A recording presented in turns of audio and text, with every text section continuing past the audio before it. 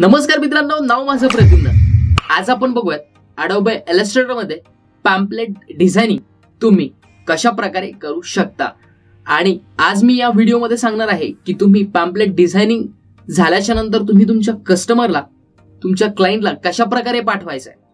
ते अप्रूव्हल आल्याच्या नंतर मी या व्हिडिओमध्ये सांगणार आहे की तुम्ही ती प्रिंट कशा पद्धतीने करायची आहे, प्रिंट तुम्ही कशा पद्धतीने प्रिंटरवाल्याला पाठवायची आहे ती फाईल। मित्रांनो, तुम्हाला जर पॅम्पलेट डिझायनिंग जर या व्हिडिओमध्ये तुम्ही पूर्णतः शिकणार आहात तर हा व्हिडिओ लास्ट पर्यंत नक्की बघा। आणि दुसरी गोष्ट मित्रांनो, जर तुम्ही बिझनेसमॅन असाल तर तुम्ही डिझायनिंगचा एकही रुपया खर्च न करता तुम्ही या व्हिडिओमध्ये शिकणार आहात की तुम्ही स्वतःच्या बिझनेसचं पॅम्पलेट डिझायनिंग कशा प्रकारे करू शकता। आणि त्याचबरोबर तुम्ही ती जी फाईल आहे ती प्रिंटवाल्यांना पाठवल्याच्या नंतर डायरेक्टली तुमच्याकडे जाईल ते प्रिंटेबल पॅम्पलेट येईल, जे की फक्त तुम्हाला कॉस्टिंग जी लागणार आहे ती प्रिंटिंगची लागणार आहे, डिझायनिंगची अजिबातही लागणार नाहीये। कारण की तुम्ही या व्हिडिओमध्ये शिकणार आहात की तुमच्या बिझनेसचं तुम्ही स्वतः पॅम्पलेट डिझायनिंग कशा प्रकारे करू शकता।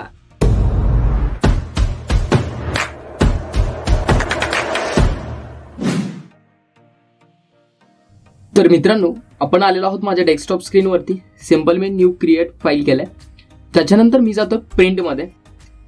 प्रिंटमध्ये तुम्हाला गेल्याच्या नंतर इथे एवढे सारे ऑप्शन्स दिसतील जे प्रिंट रिलेटेड यूज केले जातात, पण आपल्याला सिंपल A4 साइज मध्ये प्रिंट हवी आहे। ठीक आहे, मी सिंपल A4 वरती क्लिक करतोय आणि क्रिएट म्हणतोय। तुमच्या समोर या टाइप मध्ये एक फाईल ओपन झालेली असेल। मित्रांनो, आता दुसरी गोष्ट, आपल्याला या प्रिंट फाईलसाठी पॅम्पलेटसाठी लागणारा जो डाटा आहे तो आपल्याला क्लायंटकडनं काय काय घ्यायचा आहे। फर्स्टली त्याचा लोगो, त्याच्यानंतर त्याच्या सर्व्हिसेस, त्याचा ॲड्रेस आणि mail ID, mobile number आणि त्याची जर वेबसाईट असेल तर वेबसाईट। ठीक आहे, ह्या सर्व गोष्टी घेतल्याच्या नंतर आपल्याकडे ऑलरेडी मी एक व्हिजिटिंग कार्ड बनवलेलं आहे। मी सिंपल ती फाईल ओपन करतोय। आपल्याकडे या टाईपमध्येच या सर्व्हिसेस रिलेटेडच आपण एक पॅम्पलेट बनवणार आहोत। सर्वप्रथम आपण त्यांचा लोगो ओपन करूयात आपल्या त्या फाईलमध्ये। ठीक आहे, मी लोगो आणतोय आणि त्याच्यानंतर सगळ्यात महत्त्वाचा पार्ट पॅम्पलेटमध्ये, पॅम्पलेट हे काहीतरी वेगळं अट्रॅक्टिव्ह असलं पाहिजे। त्याच्यासाठी एक सिंपल आपण एक इमेज मी ऑलरेडी डाउनलोड केलेली आहे। ही इमेज ऍक्च्युली PNG मध्ये नव्हती। ठीक आहे, मी Adobe फोटोशॉप मध्ये ती PNG केलेली आहे। फोटोशॉप मध्ये तुम्ही PNG इमेज कशा प्रकारे करू शकता किंवा खाली डिस्क्रिप्शन मध्ये लिंक मी देईल। हा व्हिडिओ झाल्यानंतर तो व्हिडिओ नक्की बघा। ठीक आहे, तर या टाइप मध्ये मी एक इमेज गुगलवरून डाउनलोड करून घेतलेली आहे, तुम्ही डाउनलोड करून घेऊ शकता। त्याच्यानंतर मित्रांनो, मी काय करतोय, सिंपल आपण फुटर पासून सुरुवात करूया। या टाइप मध्ये मी फुटर क्रिएट करतोय आणि मेक शुअर की तुमच्या लोगो, ब्रँडिंग, कलर वरतीच जास्त फोकस करा। कारण की तुम्ही तुमचा ब्रँड कलर जे आहेत ते तुमच्या पॅम्पलेट मध्ये दिसणं खूप गरजेचं आहे, कारण की ते खूप वेगळा लुक आणि फील देतो।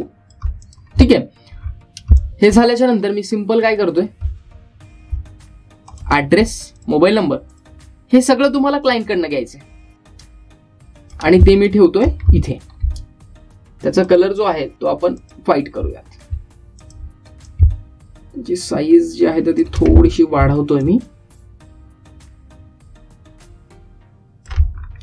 आता तुम्हाला एक अलाइनमेंट असणं आवश्यक आहे, त्याच्यासाठी Ctrl+R प्रेस केल्याच्या नंतर ते रोलर येईल, त्याने आपण एक अलाइनमेंट करून घेऊया। ठीक आहे, ॲड्रेस झालाय, थोडस वरती घेऊयात आपण। Looks good. हा मी एक जस्ट ॲड्रेस टाकलाय, तुम्ही तुमच्या कस्टमरचा ॲड्रेस टाकू शकता। ठीक आहे, त्याच्यानंतर मोबाईल नंबर। आता पॅम्पलेट वरती सगळ्यात महत्त्वाचा जो असतो तो मोबाईल नंबर, कारण की पॅम्पलेट याच्यासाठीच येतो की आपल्याला डायरेक्ट त्याने कॉल केला पाहिजे, डायरेक्ट लीड जनरेट झाली पाहिजे. दॅट्स वाय आपण नंबर जो आहे तो खूप मोठा देऊयात. आणि मी या साईज मध्ये त्याची इथे वेबसाईट टाकतोय.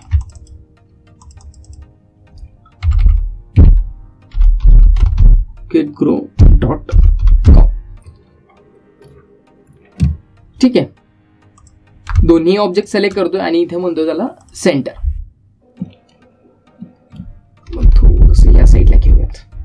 ठीक आहे, आणि त्याच्यानंतर मी जस्ट एक पार्टिशन गेल्यासारखं करतोय इथे. Looks good. आणि त्याच्यानंतर ही इमेज एवढी हायलाइट होत नाहीये, त्याच्यासाठी आपण काय करूयात, सिंपल एक शेप ड्रॉ करूयात. पेन टूल घेतोय मी आणि इथे तुमच्या क्रिएटिव्हिटीनुसार तुम्ही अजून माझ्यापेक्षाही जास्त काहीतरी क्रिएटिव्ह करू शकता. सिंपल मी हा कलर फिल करतोय आणि याला राईट शेपला सिलेक्ट करून right click arrange to back म्हणतोय, जेणेकरून काय होईल की ती जी मुलगी आहे, ती लेडी जी आहे तर ती समोर येईल. ठीक आहे, आपण त्या शेपचे जे आहे तर ती ओपॅसिटी थोडीशी कमी करूयात, कारण की आपल्याला ती लेडी पण हायलाइट झाली पाहिजे. खूप मोठं वाटतंय, आपण थोडस छोटं करूया. ठीक आहे, या टाईप मध्ये आता ती एकदम बाहेर आल्यासारखी दिसतीये, म्हणजे एकदम अट्रॅक्टिव्ह वाटतेय ती लेडी. म्हणजे पॅम्पलेट पाहिल्या इथे सर्व्हिसेस करतायत की तुम्ही सगळ्या ऑनलाईन सर्व्हिसेस देतात. मेक शुअर की तुम्ही ज्या कोणत्याही बिझनेस रिलेटेड जर पॅम्पलेट बनवत असाल, to be related your business, ती इमेज जी असली पाहिजे ती तुमच्या बिझनेस रिलेटेड असली पाहिजे. मी जी आहे तर ती एक ऑनलाईन सर्व्हिसेस रिलेटेड आपण बघतोय. आता आपण क्लायंटच्या सर्व्हिसेस घेऊया. आता आपल्याला सर्व्हिसेस इथे दाखवायच्या आहेत, पण आपण वेगळं काही करू शकतो का, त्याचा थोडासा विचार करा आणि काम करा. ठीक आहे, मी काय करतोय, सिंपल एक रेक्टँगल घेतोय. दुसरी गोष्ट, तुम्ही ज्यावेळेस रेक्टँगल घेणार आहात त्यावेळेस सिंपल एक क्लिक जरी केलं तुम्ही तर इथे तुम्हाला ते साइजेस विचारेल. तर मी इथे काय करतोय, सिंपल, आणि इथे मी करतोय 50. ठीक आहे, या टाइप मध्ये आपण. त्याच्यानंतर सिंपल मी कलर जो आहे तो हाच घेतोय. त्याला जे आहे तर ते याप्रमाणे स्ट्रेस करतोय. ही जी लेडी आहे ही थोडीशी आपण त्या शेपच्या समोर आणूयात, जेणेकरून इथे ती व्यवस्थित दिसेल. वेबसाईट डिझायनिंग अँड डेव्हलपमेंटची आहे. ठीक आहे, आपण 6 कॉलम केलेत. तर तुम्ही तुमच्या क्रिएटिव्हिटीनुसार फ्रेंड्स यूज करू शकता. तुम्हाला तुमच्यावरती आहे की ते कशा प्रकारे तुम्हाला दाखवायचं आहे. ठीक आहे, थोडंसं फास्ट करतो कारण की तुमचा टाइम वेस्ट न व्हायला.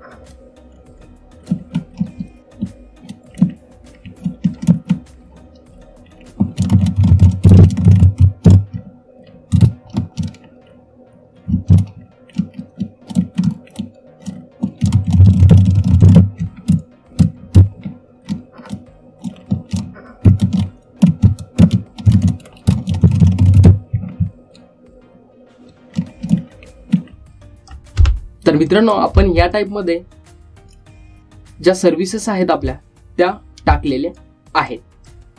ठीक आहे, त्याच्यानंतर आपल्याला एक टॅगलाईन घ्यायची आहे. तर मी या टाइप मध्ये एक टॅगलाईन इथे आणलेली आहे. ही टॅगलाईन जी आहे तर ती तुम्ही तुमच्या पद्धतीने लिहायची असते. तुमच्या बिझनेसवरती डिपेंड असते की तुम्ही कशा पद्धतीने टॅगलाईन जे आहे तर तुमचा बिझनेस कोणता आहे, तुम्ही लिहिताय कसं, हे तुमच्यावरती डिपेंड आहे मित्रांनो. त्याच्यानंतर सिंपल मी एक वेगळा लुक आणण्यासाठी वरती काहीतरी सर्कल एखादा ड्रॉ करतोय पेन टूलने. त्याचा कलर मी जो करतोय ब्ल्यूरिश करतोय. Right click, arrange to back म्हणतो याला. आणि याची ओपॅसिटी जी आहे तर ती मी ठेवतोय 5%. तुम्ही बघू शकता मित्रांनो, इथे खूप वेगळ्या असे काहीतरी क्रिएटिव्ह शेप तुम्ही तुमच्या क्रिएटिव्हिटीनुसार यूज करू शकता. आता ती सिच्युएशन जी आहे तर ती तुमच्यावरती आहे. इथे मी नाही सांगू शकत ना की हाच शेप तुम्ही घ्या. त्याच्यानंतर फक्त इथे सांगतोय मी की तुम्ही कसा, केव्हा आणि कुठे टूलचा यूज करू शकता. मित्रांनो, तुमची डिझाईन जर रेडी झाली असेल त्याच्यानंतर सिंपल आपण ज्याप्रमाणे बिझनेस कार्ड साठी केलं होतं बॉर्डर्स, त्या आपल्याला करणे खूप गरजेचं आहे. कारण की प्रिंटिंग वाल्याला कळायला हवं की प्रिंट जी आहे तर ती कट कुठनं होणार आहे आणि आपल्याला कोणता पार्ट घ्यायचा आहे. ठीक आहे, कंट्रोल जी करतोय आणि थोडंसं फास्ट करतोय.